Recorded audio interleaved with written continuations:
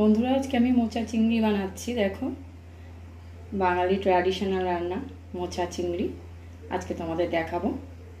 আমার দেখো মোচা কুটে একদম পরিষ্কার করে ধুয়ে নুন জলে আর হলুদ জলে ভেজানো ছিল 4-5 ঘন্টা, তারপর তুলে সিদ্ধ করে আমি রেখে দিয়েছি।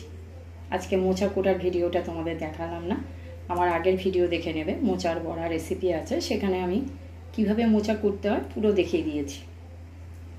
এবার আমি শুরু করি। আর দেখো, চিংড়িটা পরিষ্কার করে হালকা করে ভেজে রেখে দিয়েছি। আজকে মোচা চিংড়ি বানাবো, প্রথম থেকে শেষ পর্যন্ত তোমার দেখতে থাকো কেমন করে বানাই। গরম হয়ে গেছে, কড়াই গরম হয়ে গেছে, আমি একটু সর্ষের তেল দিয়ে দিচ্ছি।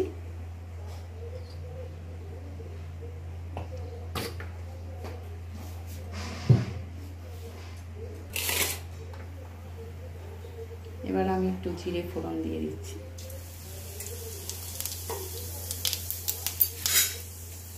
আর দুটো তেজপাতা দিচ্ছি।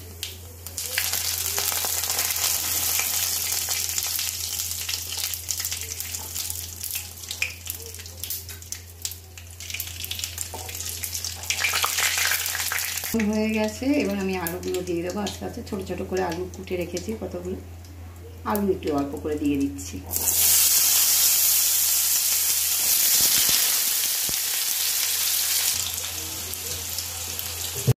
দেখো বন্ধুরা, হালকা করে ভাজা হয়ে গেছে। এবার আমি একটু হলুদ দিচ্ছি, দেব।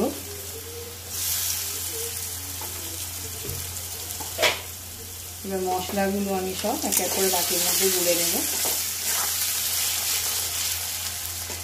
বাটি, এর আগে আমি একটা তরকারি করেছি, তাতে মশলা করেছিলাম, সেই মশলারই বাটি।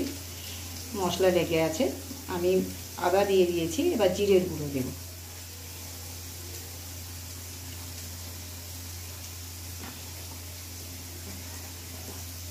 এবার দেবো একটু লঙ্কার গুঁড়ো,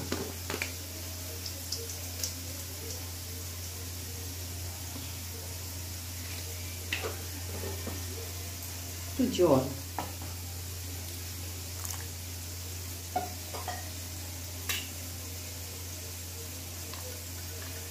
এই মশলাটা আমি এবার আলুর ভেতরে দিয়ে দেব। ভাজা হয়ে গেছে, মশলাটা দিয়ে দেব।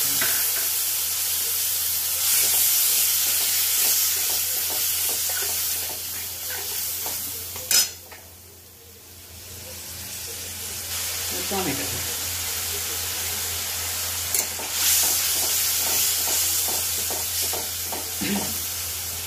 তেল ছাড়ছে। এবার একটু টমেটো কুচি দিয়ে দিই।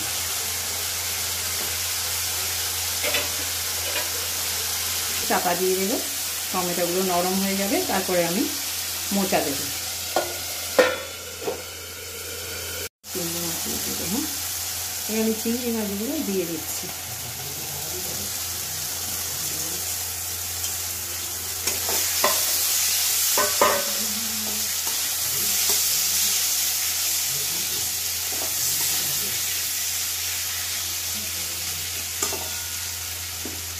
তারপরে দিয়ে দেবো মোচাটা সিদ্ধ করা আছে। মোচাটা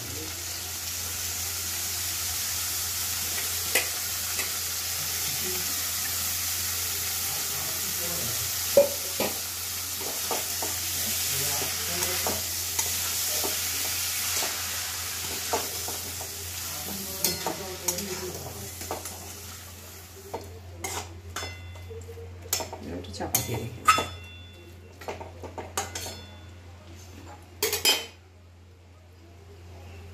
এবার একটু চাপা দিয়ে রেখে দেবো। চাপা দিয়ে দিলাম, আস্তে আস্তে হবে, তারপর না। এবার একটু লাস্টে চিনি দিয়ে দেবো।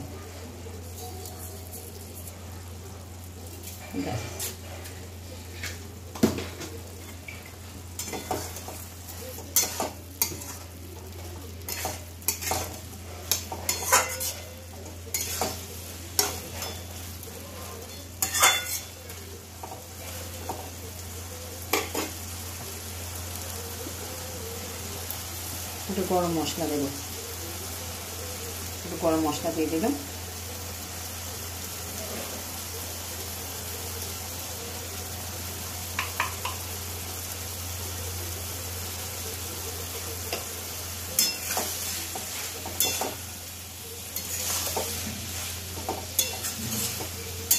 ব্যাস হয়ে গেছে।